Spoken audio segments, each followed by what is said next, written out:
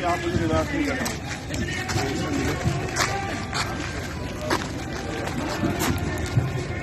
कहाँ है तो आप सबको मार्गदर्शन करने का काम करेंगे। जनता का ये संघर्ष है। जय जय जय जय जय। आज हम देवरान की घटना के लिए आए। देवरान ही है ना, और वो घटना डरावनी है। मैंने उस परिवार से भी मुलाकात की, उनसे मिलने के बाद ही मैं यहाँ आया। मैंने जब उनको सुना तो मुझे एहसास हुआ कि वो किस दौर में है, क्या उनके साथ हालात है। और फिर मैंने यहाँ के जो जिलाधिकारी हैं, मैंने उनसे बात की। आप सब लोग भी यहाँ आए, मैं अपनी बात आपको बता देता हूँ। लेकिन कोई भी लड़ाई एक दिन में नहीं जीती जाती और एक दिन में कोई न्याय नहीं होता है। अगर न्याय चाहिए तो संघर्ष करने के आदी बनो। अगर न्याय चाहिए तो फिर अपनी लड़ाई को अपने पैरों पर खड़ा होकर लड़ने के लिए तैयार हो जाओ। देखो, उनको तब तक मारा गया जब तक वो उनकी जान नहीं चली गई। आज वो परिवार किससे उम्मीद करे न्याय की, आप बताओ। क्या उनके पास कोई नेता, विधायक, एमपी, मुख्यमंत्री है? शासन प्रशासन के लोगों की कार्रवाई से संतुष्ट नहीं। अगर उनकी कोई आखिरी उम्मीद है तो वो आप सब लोग हैं जो अपना काम छोड़ के, समय छोड़ के, अपने साधन से आज तमाम तरह की परेशानियां उठा के आए। क्या आप आगे भी उनकी लड़ाई को मजबूत करने के लिए आने के लिए तैयार हो? तो मैं जो मांगे हमने वहां रखी है, मैं वो मांगे और पहली जो घटनाएं 8-9 घटनाएं यहाँ हुई है वो भी आपके सामने बता देता हूँ। 8 अक्टूबर को रनहे गांव में हमला किया गया। 11 अक्टूबर को राजापटना में सुरेंद्र अहिरवार को पेड़ पर फांसी के फंदे से लटका दिया गया। ग्राम दसोड़ा में रामकिशन अहिरवार को मजदूरी के पैसे मांगने पर दबंगों ने कुल्हाड़ी से काट दिया। केदू खेड़ा थाना क्षेत्र में बमहोरी पाजी गांव में दलित परिवार पर इसलिए हमला किया है क्योंकि 2 नाबालिग बच्चों ने पीने के पानी को छू लिया था। इस घटना में पूरे परिवार के साथ मारपीट की गई। 5 सदस्यों को अस्पताल में भर्ती कराया गया। गांव जेरड़ तहसील पथरिया में थ्रेसिंग कर रहे मजदूर वीरू अहिरवार को थ्रेसर में धक्का देकर जान से मारने का प्रयास किया, जिसमें उसका एक हाथ कट गया, जिस पर पुलिस ने अपराधी को अभी तक गिरफ्तार नहीं किया। ग्राम बरवासा में कल रात 7:30 बजे राजकुमार अहिरवार को गोली मार दी गई। उनके परिवार के 2 अन्य लोगों को घायल कर दिया गया। एक आरोपी गिरफ्तार हुआ, बाकी 4 आरोपी हैं, अभी 3 आरोपी गिरफ्तार नहीं हुए। करसी उपज मंडी में दबंगों द्वारा किसान के साथ मारपीट और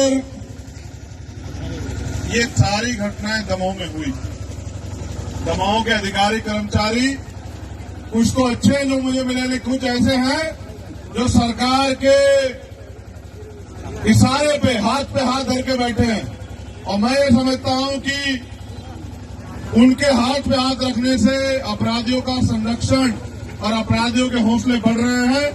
कल आने वाले समय में ये अपराध आपके साथ भी हो सकता है। तो जो देवराना प्रकरण है और ये जो अन्य प्रकरण है, इनमें हमने मांगे रखी हैं और ये मांगे मैं समझता हूं कि आप सब लोगों की मांगे हैं कि उनको एफआईआर में नामजद करके उनको जेल भेजा जाए। दूसरी, पीड़ित परिवार को 5 करोड़ रुपए का मुआवजा देके आर्थिक जो है मुआवजा सरकार उनको दे। मैं अपनी बात को रोकते हुए कह रहा हूं कि तालियां बजाने से और किसी को गालियां देने से काम नहीं चलेगा। सड़क पे आके संघर्ष करने के लिए तैयार हो जाइए। और अगर आप ऐसे नालायक लोगों को यहाँ विधायक चुनोगे तो फिर आपका इलाज यही होगा। आप देख लेना मेरी बात। आपकी एक गलती आपकी आने वाली पीढ़ियों को उनकी कमर तोड़ देगी। आप ऐसे नालायक लोगों को अगर विधायक बना के भेजोगे तो आपके बच्चों के साथ ये अन्याय अत्याचार होगा। ये फैसला भी करना आज आप कि आपको किसको ताकत देनी है। तीसरी मांग ये है कि मृतक मानक अहिरवार की पत्नी को शासकीय नौकरी प्रदान की जाए। चौथी मांग यह है कि परिवार को 5 एकड़ कृषि भूमि प्रदान की जाए। पांचवी मांग यह है कि पीड़ित परिवार को आत्मरक्षा हेतु सशस्त्र लाइसेंस जो है हथियार उपलब्ध कराया जाए। छठी मांग यह है कि पीड़ित परिवार के आंगन में जो बना हुआ है आरोपियों का अवैध मकान उसको हटाया जाए। सातवीं मांग यह है कि मृतक मानक परिवार के सभी बच्चों को की पूर्ण शिक्षा की जिम्मेदारी, जो पढ़ाई करना चाहते जब तक बड़े नहीं होते, ये सरकार को प्रशासन के लोगों को उठाना चाहिए कि उनको निःशुल्क और अच्छी शिक्षा जो है मिले।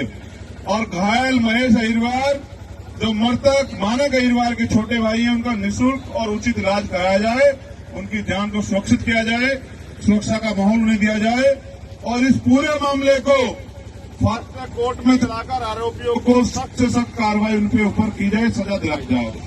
और अंतिम जो मांग है, उनको गांव से हटाकर शहर में यहां दबाव में रहने के लिए मकान की व्यवस्था जो है उस परिवार को कराई जाए, ऐसी हमारी मांग है। और इन मांगों के लिए हमने यहाँ के जिलाधिकारी महोदय के माध्यम से यहाँ की सरकार को आज 1 तारीख है, 14 तारीख तक का समय दिया। अगर 14 तारीख तक हमारी मांग पूरी नहीं होती, मैं वचन देता हूं कि 15 तारीख से सड़क के बाहर नहीं, सड़क के अंदर जिला मुख्यालय में धरना शुरू होगा और अनिश्चितकालीन धरना होगा। और जब तक धरना चलेगा, ये धरना तब तक चलेगा जब तक हमारी मांगे पूरी नहीं होती। और डीएम कार्यालय में हम लोग ताला लगा देंगे। जो जिलाधिकारी, जो एडिशनल एसपी हमें न्याय नहीं दे सकता, उसको संवैधानिक कुर्सी पर बैठने का कोई अधिकार नहीं। अगर मेरी आपसे मांग है, एक दिन में लड़ाई जीत जाती, क्या आप 15 तारीख को आओगे? इतनी सी संख्या में, क्या बस इतनी सी संख्या में आओगे? वादा करो कि एक आदमी कम से कम 20 आदमी को तैयार करके लेके आएगा। आओगे नहीं आओगे बताओ? ऐसा तो नहीं मैं अकेला धरना देता रहूंगा। आओगे नहीं आओगे बताओ? वादा करो। तो फिर याद रखो कि आपके ऐलान के आगे मुख्यमंत्री भी झुकेंगे और आपकी मांगे पूरी होगी, वरना 15 तारीख की रोटी इसी जिला मुख्यालय में खाई जाएगी। मेरा आपसे वादा।